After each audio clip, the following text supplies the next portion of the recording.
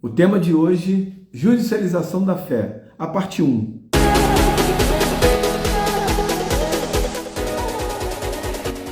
A live que nós vamos tratar hoje baseia-se nesse livro, que também está em e-book, disponibilizado na Amazon, onde você vai poder baixar ele no final da segunda live, você vai poder baixar ele grátis.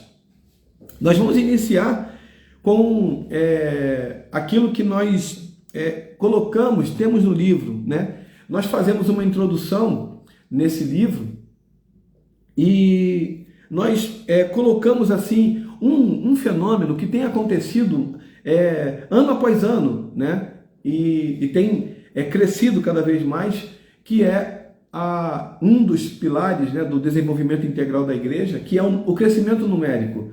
O crescimento numérico diz respeito exatamente ao que o termo diz, que é um número de evangélicos, né, de cristãos evangélicos, que vem crescendo progressivamente e, para alguns, né, assustadoramente. E esse número, esse crescimento numérico, ele é bom por um lado, porque o censo diz que nós somos muito maiores do que éramos há 10 anos atrás. Mas ele não é tão bom por outro lado, porque da mesma forma que há um empenho para que esse número cresça, né? Ou seja, existem evangelismos, existem programas de televisão, existe muita coisa que tem feito com que esse número cresça. E isso, por um lado, como eu disse, é muito bom. Mas, por outro lado, não é que seja ruim, mas apenas o crescimento numérico não nos é favorável, vamos dizer assim, não é saudável, porque a mesma atenção que algumas igrejas dão para esse crescimento numérico deveria ser dada também para o ensino, para a consagração, para a santificação. Então, as igrejas elas têm crescido muito em número, mas elas não têm crescido também em maturidade. Porque o que nos traz maturidade?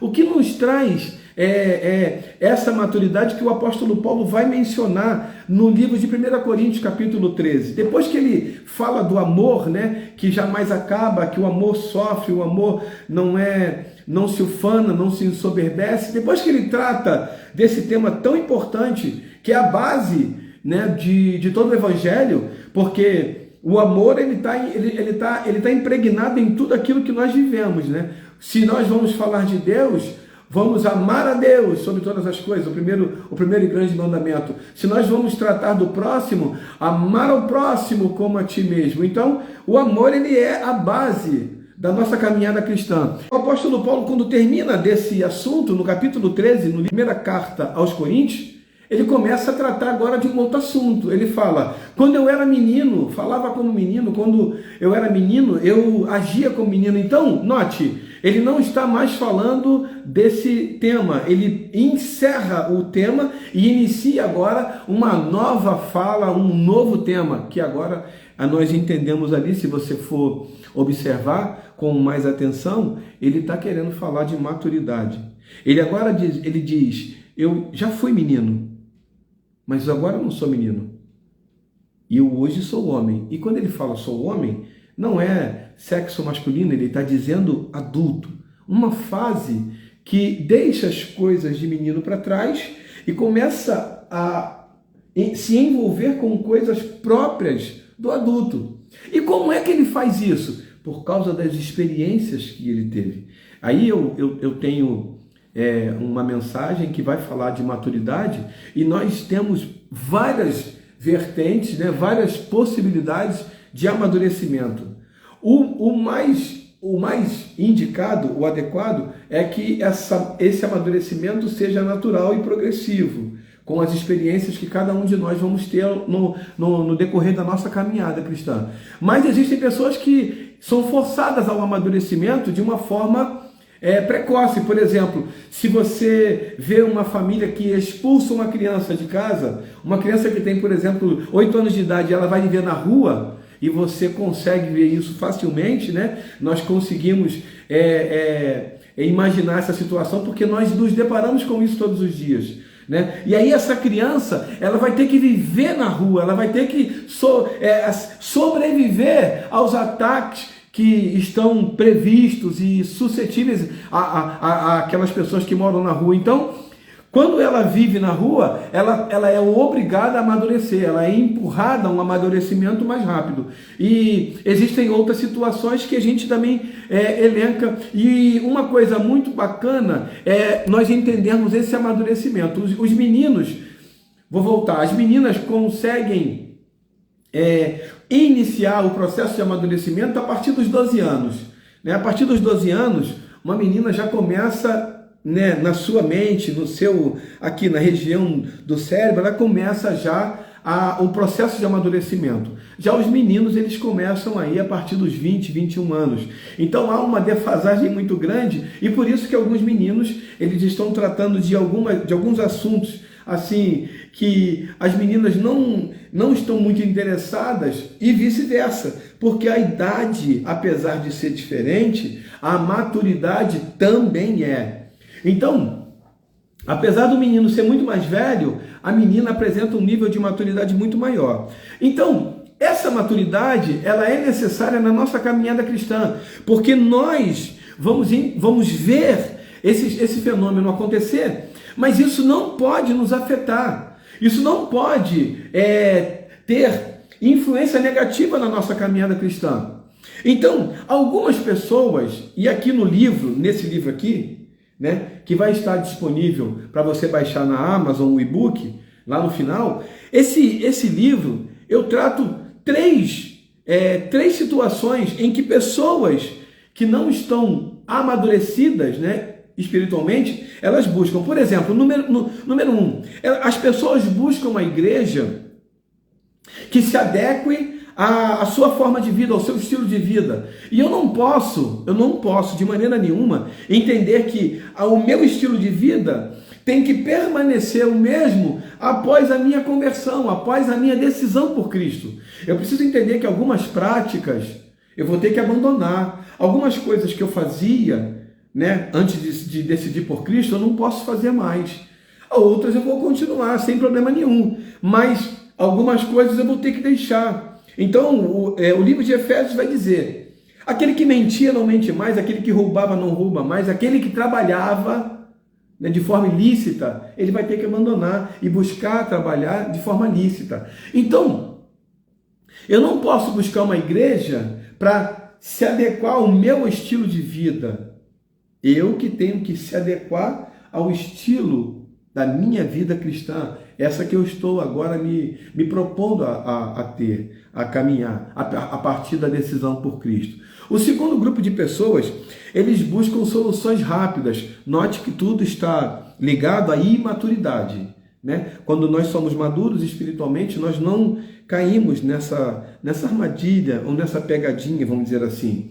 Algumas pessoas buscam soluções rápidas para o seu problema. Algumas pessoas, elas pensam de verdade que a igreja é um grande micro-ondas e que ela vai apertar, vai programar o micro-ondas para 1 minuto, 2 minutos, dependendo do tipo de alimento, né, no caso do tipo de problema, e em seguida o seu problema vai estar resolvido. E a gente sabe que não é assim. Nós sabemos que existe um processo que todos nós precisamos viver. E aí o texto de João 16:33 vai caber muito bem aqui nessa nossa fala. Ele vai dizer que no mundo nós teríamos aflições, mas tem de bom ânimo, disse Jesus, eu venci o mundo. Então, eu preciso entender que algumas aflições, elas são reais na nossa vida, mas que nós vamos vencê-la, ou vencê-las. E se isso não acontecer, não importa o que aconteça, Deus estará conosco, nos sustentando e nos fortalecendo. Então, eu preciso entender que a igreja não é um grande micro-ondas e que os meus problemas, eles não serão resolvidos assim de maneira instantânea, como um miojo. Eu vou falar miojo que eu sei que é a marca, mas para a gente entender, como um miojo, né, que a gente bota lá e está pronto. Não. Existem situações que elas vão requerer de mim paciência, perseverança, e isso eu só vou ter quando eu alcançar um nível de maturidade que possa permitir eu entender isso. Entender o livro de Eclesiastes capítulo 3, né? E quando nós olhamos para Eclesiastes 3, nós já entendemos que há um tempo determinado para todas as coisas. Dessa forma, quando eu tenho maturidade, eu não fico desesperado. Existe um terceiro grupo de pessoas que buscam a igreja como se estivesse buscando uma loja de conveniência ou uma loja de departamentos e esperam de verdade que Deus esteja do outro lado do balcão pronto para lhe atender. E elas entram na igreja dessa forma: Senhor, em nome de Jesus, muda, Senhor. E aí, algumas pessoas acreditam que Deus está do outro lado do balcão e que elas estão de verdade até pagando para que isso aconteça, para que algo aconteça. Então, elas buscam a igreja como se estivesse buscando uma loja de departamento em que nessa loja, atrás do balcão, está Deus pronto para atender. E isso sem esperar a vez do próximo, né? Porque numa loja normal, nós estaríamos em uma fila, seja para pagar no caixa, seja para ser atendido, em qualquer lugar em que nós precisamos de atendimento, seja no hospital, público ou privado, plano de saúde ou SUS, não interessa. Todos precisam aguardar a sua vez.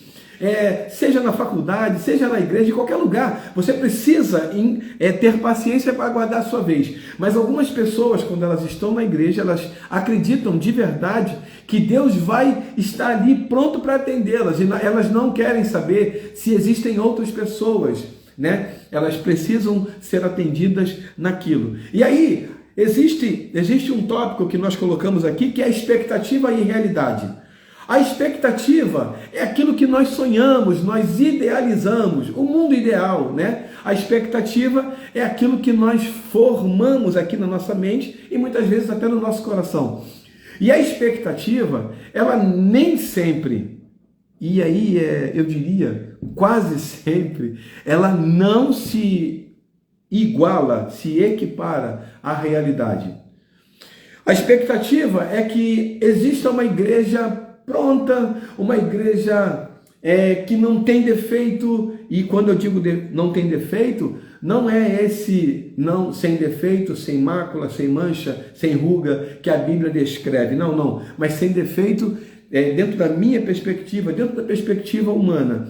Uma igreja que não erra, uma igreja que não falha, uma igreja que tudo que ela se propõe a fazer dá certo.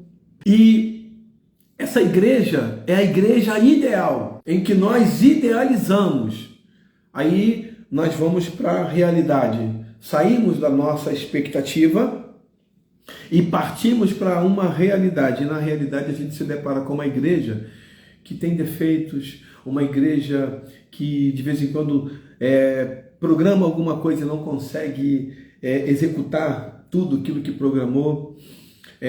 Tenta fazer alguma coisa e falha na sua tentativa, e nós entendemos que essa igreja é a igreja feita por pessoas, e essa igreja feita por pessoas, quando eu tenho maturidade, note, está tudo ligado à maturidade. Quando eu tenho maturidade, eu entendo que essa igreja é uma igreja que vai, em algum momento, me decepcionar. Essa igreja como um todo, ela vai em algum momento falhar na sua tentativa de cumprir a sua missão, mas que eu preciso entender que essa igreja, mesmo sendo uma igreja com defeitos, ela é a igreja que tem a resposta para esse mundo cruel. É uma igreja enferma, mas acima de tudo, é uma igreja que pode ser enfermeira, porque a igreja é um hospital, um grande hospital, onde ela recebe de todos os tipos de pessoas, com todos os tipos de doenças. E eu, quando digo doenças, falhas, e aí ela vai tratando cada um. Algumas pessoas são tratadas e elas seguem sendo tratadas, outras pessoas elas não conseguem se submeter ao tratamento, ao remédio que é dado, e elas começam a murmurar, a reclamar, e aí se afastam, saem, falam mal, muita coisa acontece. E aí nós nos deparamos com o que é definição de igreja. E nesse livro aqui, ó, nesse e-book, né, eu coloco aqui uma definição que é mencionada, ou melhor, que é citada a partir do livro escrito por Kenneth Collins, né, A Teologia de John Wesley. Diz assim, ó: a igreja visível de Cristo é uma congregação de fiéis na qual é pregada a pura palavra de Deus. Note, e são devidamente administrados os sacramentos conforme a instituição de Cristo em todas as coisas que necessariamente se requerem deles. Então, eu entendo que a igreja de Cristo, ela não é uma igreja perfeita. E quando eu digo perfeita, não nos moldes daquilo que a Bíblia espera, mas porque perfeição, a gente ministrou, cumprir o propósito para o qual ela foi enviada. E não nesses moldes, mas dos meus moldes, né, na perfeição daquela igreja que não falha. E eu tenho que entender que a igreja vai falhar em algum momento, pois ela é dirigida, ela é coordenada, ela é preenchida por pessoas. A igreja, ela não é, a igreja militante, ela não é perfeita no sentido humano, porque ela é feita por pessoas.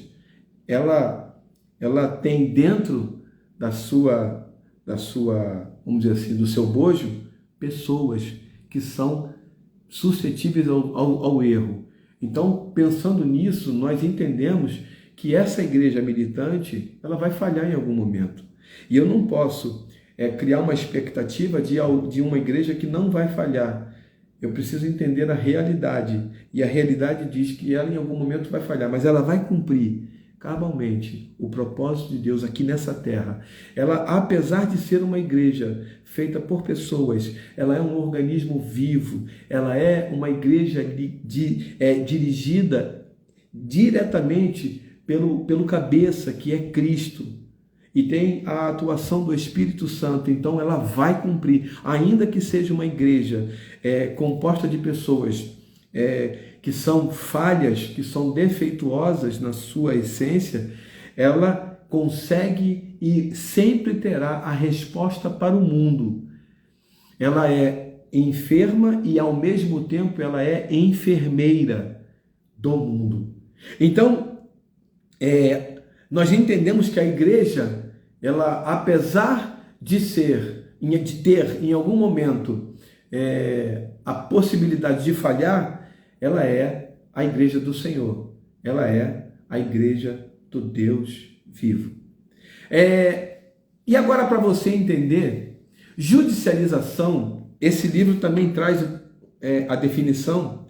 Judicialização quer dizer que quando, por exemplo, a Constituição Federal, ela prevê alguns direitos, dentre eles o direito à saúde, por exemplo, que é o que a gente coloca no livro.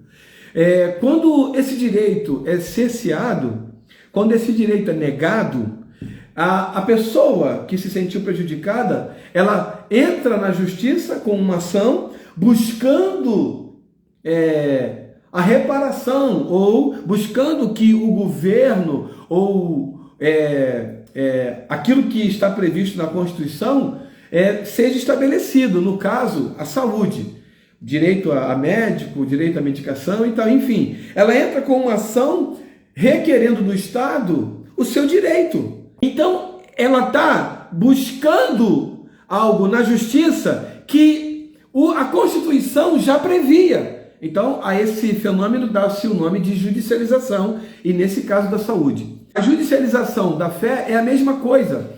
Pessoas estão indo para a igreja, buscando alcançar alguma bênção, buscando ter algum direito, e quando elas percebem que esse direito, eu vou colocar entre aspas, porque isso não é um direito, né? O que o Senhor nos afirma categoricamente é que aquele que invocar o nome do Senhor será salvo. Apesar de termos outras promessas, a única promessa que eu e você buscamos todos os dias todos os dias, e nós não vamos buscar no Poder Judiciário, é a salvação. Existem outras promessas e todas elas no âmbito espiritual, nós vamos esperar em Deus, aquele que é o autor da promessa, que vai trazer para nós aquilo que nós estamos buscando, de acordo com a sua vontade, com a vontade dele para a nossa vida. Mas existem pessoas que estão indo em determinadas igrejas e elas estão participando de campanha, de desafios, de muitas coisas, e aí ao final das campanhas, dos desafios, elas consideram que não alcançaram aquela bênção ou aquele determinado direito, né? E aí elas vão na justiça dizendo, o pastor, a igreja fulana, isso tudo está aqui no livro, Judicialização da Fé. Ele me enganou e eu investi um dinheiro, né? Eu depositei um dinheiro, uma oferta, e essa oferta não redundou em benefício, em bênção, e eu não alcancei a cura, a libertação, a casa própria, o carro, seja lá o que for que a pessoa está buscando. E aí ela entra na justiça. Nesse momento, esse fenômeno, a gente chama ele de judicialização da fé. Quando uma pessoa busca no Poder Judiciário um direito, né, que não é direito, que foi negado pela igreja, como se a igreja fosse responsável por estabelecer quem vai receber o quê. Então, algumas instituições, elas estão fazendo uma propaganda muito grande com relação a bênção, né, ao sofrimento, ao alcance de algumas coisas, e aí algumas pessoas elas estão entrando também, e aí nesse livro, nesse e-book que você vai baixar grátis, eu explico os dois lados da moeda, tanto das pessoas quanto das instituições, né, religiosas, das igrejas.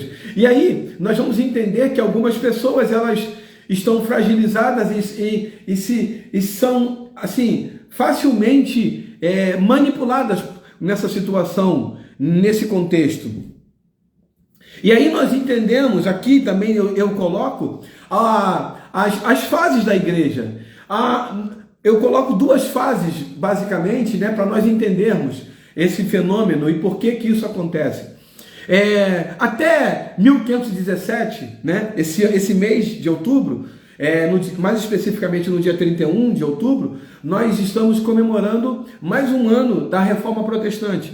Um homem chamado Martinho Lutero, ele apregoa 95 teses na porta daquele castelo da Igreja Católica que era, na verdade, um chamamento a um debate, que se fosse debatido, conversado, né? O debate não é uma discussão de armas, mas era uma discussão teológica, ou pelo menos dos pensamentos teológicos acerca daquilo, nesse caso de Martinho Lutero, das práticas da igreja daquela época. E aqui, nesse livro, nesse e-book, eu menciono duas fases, a igreja antes da Reforma Protestante e a igreja depois da Reforma Protestante. A igreja antes da Reforma Protestante, ela tinha muitas práticas, e essas práticas estavam em todo o tempo levando a igreja para outro lado,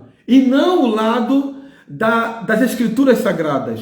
E essa tentativa de Martinho Lutero não era de mudar a igreja, não era de criar uma nova denominação, e muito menos uma denominação que levasse o seu nome, mas era para uma tentativa de trazer a igreja daquele tempo, né, para os moldes que ela deveria estar, que era os moldes das Escrituras. Então, a tentativa de Martinho Lutero não era de fazer uma nova denominação, não era de mudar a igreja, mas era de trazer a igreja para os trilhos, para o caminho que ela havia iniciado, que era o caminho das Escrituras, os ensinamentos puros e simples das Escrituras. Então, quando Martinho Lutero faz isso, há uma reviravolta total e ele é excomungado, e não somente isso, mas também perseguido. E aí, a partir daí, nasce uma nova denominação, e essa denominação também dá início ao que nós chamamos hoje de protestantismo. A partir daí, a igreja vive um novo cenário, e aí há uma divisão, né, entre a igreja católica romana e a igreja protestante, que depois nós vamos encontrar também uma divisão na igreja protestante entre arminianismo e calvinismo, mas isso não é o ponto hoje para nós. O ponto é que desses 506 anos de reforma, a igreja também, e de novo, né, ela começa a sair dos trilhos. E hoje nós nos deparamos com N situações que a gente vai, em algum momento, até se assustar com o que nós vemos, né? Principalmente na televisão, e hoje com o acesso à internet, mais ainda, nós nos deparamos com situações assim que são verdadeiras aberrações, que não tem nada a ver com o Evangelho, não tem absolutamente nada a ver com o Evangelho.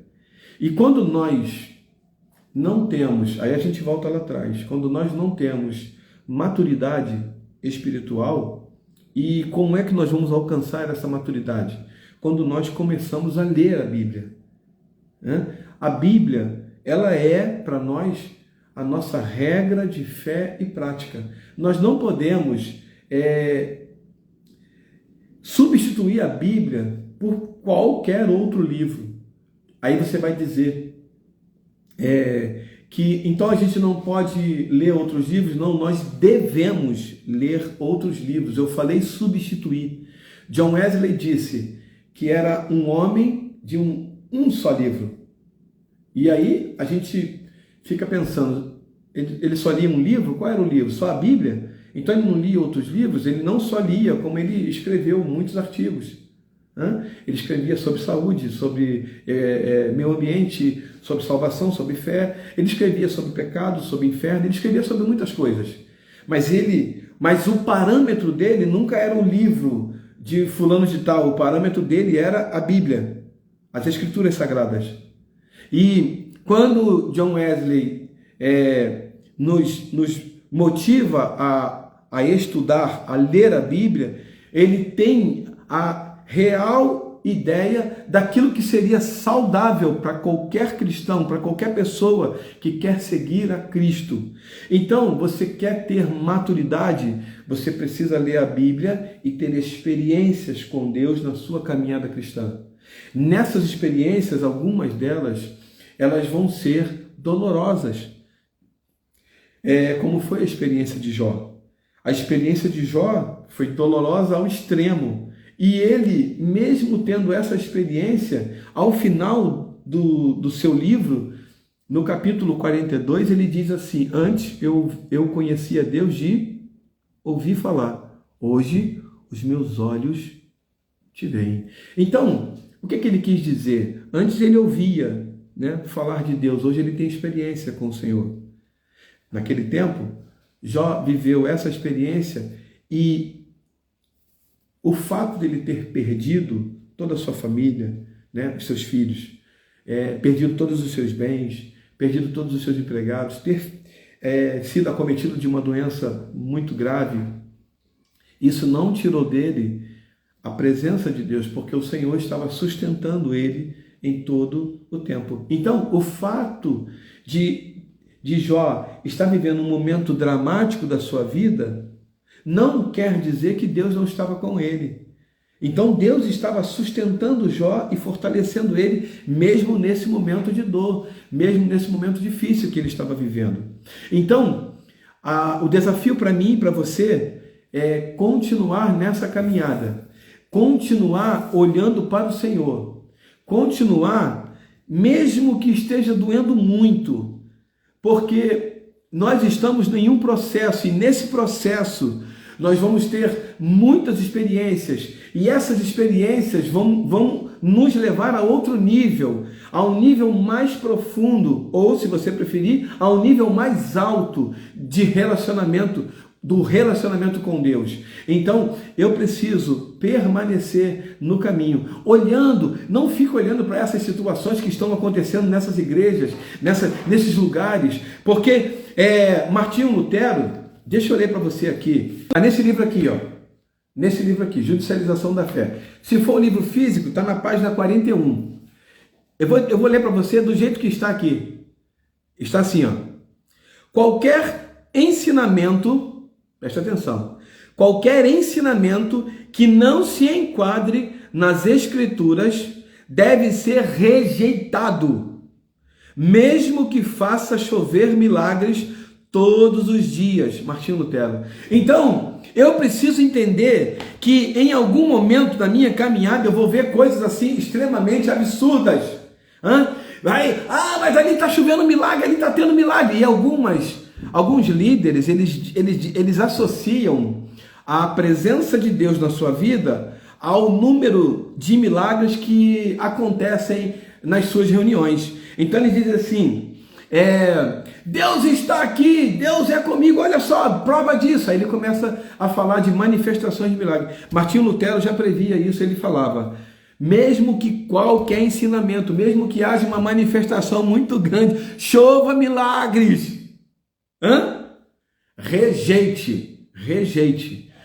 Mas então, pastor, você não acredita em milagre? Martinho Lutero não acreditava? Não, não é isso. É que isso não deve guiar a nossa vida. Isso não deve ser o parâmetro para eu e você seguirmos a Jesus. Nós seguimos a Jesus por aquilo que ele já fez na cruz do Calvário. Ele morreu no meu lugar, no seu lugar, para nos dar a vida e vida eterna. Ponto final. Isso tem que ser para nós suficiente.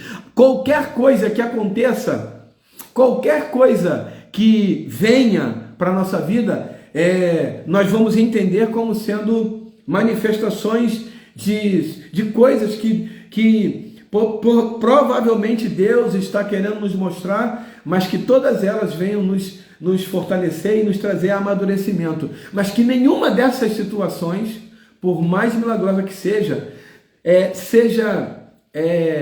a condição para nós servirmos e muito mais, para nós continuarmos caminhando com Cristo. Amém? Que a cruz, que o sacrifício de Jesus seja suficiente para que eu e você permaneçamos na caminhada cristã, servindo a Ele, servindo as pessoas. Amém? Deus abençoe a tua vida.